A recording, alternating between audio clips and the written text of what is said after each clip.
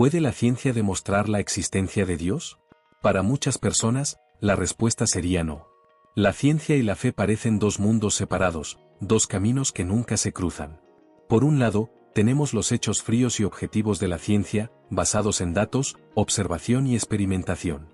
Por otro lado, la fe, una cuestión de creencias, que parece pertenecer al ámbito personal y subjetivo. Pero, ¿y si te dijera que no es así? ¿Y si te dijera que la ciencia no solo es compatible con la fe, sino que puede llevarnos directamente a Dios? ¿Es posible que la ciencia nos acerque a la existencia de Dios? Durante años hemos escuchado que ciencia y fe son dos mundos irreconciliables, pero, ¿y si eso fuera solo un mito? ¿Y si los mayores descubrimientos científicos, en lugar de alejarnos de Dios, nos estuvieran revelando su mano en la creación del universo? Hoy vamos a explorar cómo la ciencia y la fe no están en conflicto, sino en armonía. Veremos cómo algunos de los descubrimientos más asombrosos de la física, la biología y las matemáticas nos invitan a reflexionar sobre la existencia de un creador, una inteligencia suprema que ha dado origen a todo lo que existe. Acompáñame en este viaje hacia la verdad. Pero antes, no olvides suscribirte al canal y activar las notificaciones para no perderte ningún vídeo. ¿Ciencia y fe realmente están en conflicto? Durante años, se ha sostenido que la ciencia y la religión están enfrentadas, que no pueden coexistir. Esta idea ha llevado a muchos jóvenes, especialmente a los llamados millennials, a alejarse de la religión.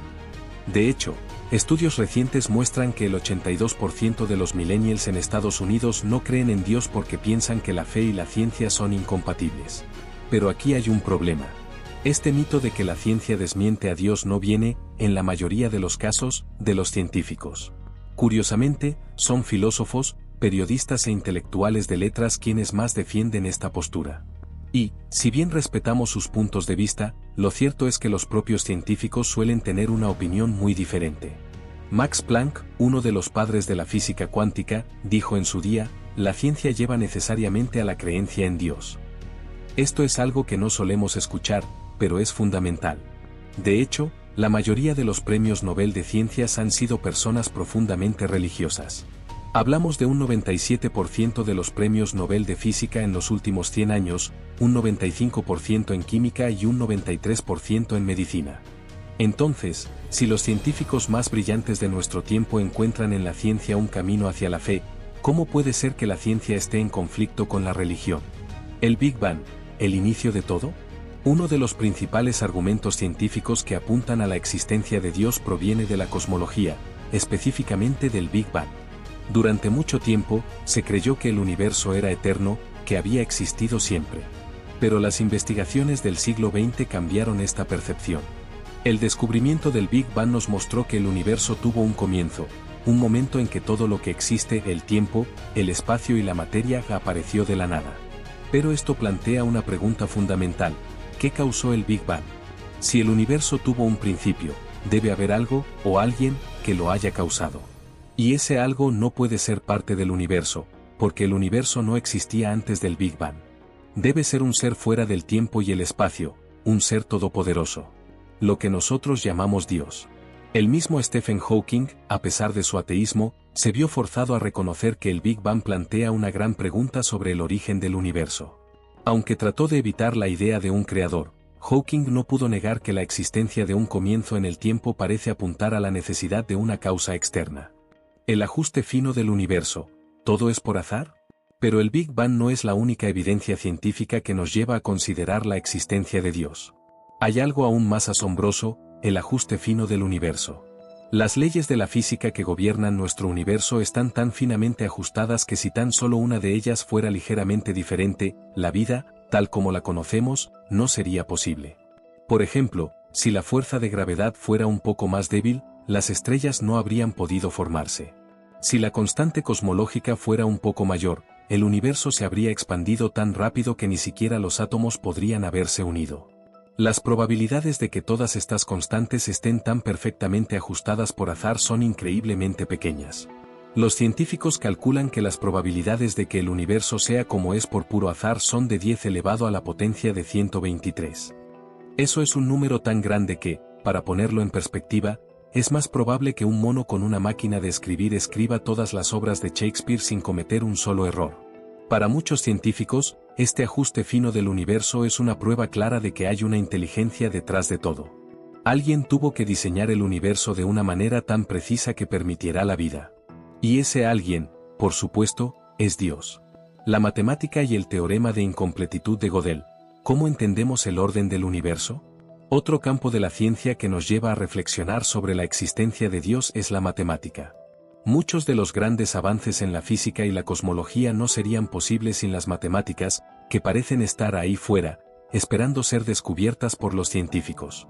Kurt Gödel, uno de los matemáticos más importantes del siglo XX, propuso los famosos teoremas de incompletitud.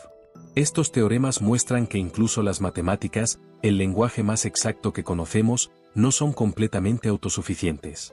Siempre habrá verdades que no pueden ser demostradas dentro del propio sistema matemático. En otras palabras, la matemática, y por ende toda la ciencia, depende de algo más grande, de algo fuera de sí misma. Gödel, un profundo creyente, interpretó esto como una prueba de que necesitamos a Dios para que el orden del universo tenga sentido. El lenguaje de la vida, el ADN y el proyecto Genoma Humano. Pasemos ahora a la biología. Si alguna vez has visto imágenes del ADN, sabrás que es una estructura increíblemente compleja. Este código de la vida es lo que nos hace quienes somos, lo que dicta nuestras características físicas, nuestra salud y mucho más. Pero, ¿quién escribió este código? Francis Collins, el director del proyecto Genoma Humano, comenzó su carrera como ateo. Pero a medida que profundizaba en el estudio del ADN, no pudo evitar cambiar de opinión. Collins se dio cuenta de que el ADN es como un lenguaje, un sistema de información codificado. Y, como cualquier lenguaje, debe haber un autor detrás de él. Este descubrimiento llevó a Collins a abrazar la fe cristiana y a escribir un libro titulado El lenguaje de Dios, donde explica cómo la ciencia lo llevó a creer en un creador. Lo que vemos en el ADN es más que un mero conjunto de moléculas. Es un lenguaje complejo que transmite información, y donde hay información, tiene que haber inteligencia. La existencia de este lenguaje biológico es una poderosa evidencia de que no somos el producto del azar, sino de una inteligencia superior. Fe y razón. ¿Creer en Dios es solo cuestión de gracia? Ahora bien, hay quienes piensan que creer en Dios es una cuestión puramente de fe, algo que o tienes o no tienes. Pero esto no es del todo cierto. La fe también implica una decisión. Muchas personas eligen no creer en Dios, no porque no haya evidencias, sino porque aceptar la existencia de Dios conlleva hacer cambios profundos en sus vidas. Creer en Dios significa asumir que hay un propósito en nuestra existencia, y eso puede ser incómodo para quienes prefieren pensar que todo es fruto del azar. La ciencia nos proporciona argumentos poderosos para creer en Dios, pero también nos da la libertad de elegir. Podemos usar nuestra inteligencia y voluntad para acercarnos a Dios, o podemos optar por ignorar las evidencias. La fe, como decía San Agustín, es creer lo que no vemos, pero eso no significa que no haya razones para creer. El mal y el sufrimiento. ¿Por qué Dios permite el mal? Un tema que surge frecuentemente cuando se habla de la existencia de Dios es el problema del mal y el sufrimiento. Si Dios existe, ¿por qué permite que suframos? ¿Por qué existen el dolor, las guerras, las enfermedades? Este es un tema profundo, y no hay una respuesta simple. Pero lo que sabemos es que Dios nos ha dado el libre albedrío, la libertad de tomar nuestras propias decisiones. El mal no es algo que Dios quiera, sino el resultado del mal uso de nuestra libertad. Sin embargo, Dios es capaz de transformar incluso el sufrimiento en algo positivo. Muchas personas descubren a Dios en sus momentos más oscuros, cuando todo parece perdido. El sufrimiento, aunque doloroso, a menudo nos lleva a buscar respuestas más allá de nosotros mismos y a encontrar a Dios. La fe nos da esperanza y felicidad.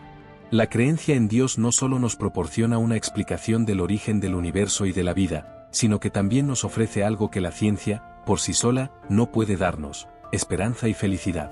Estudios han demostrado que las personas religiosas tienden a ser más felices y resilientes. La razón es simple: la fe en Dios nos da un propósito, una razón para vivir.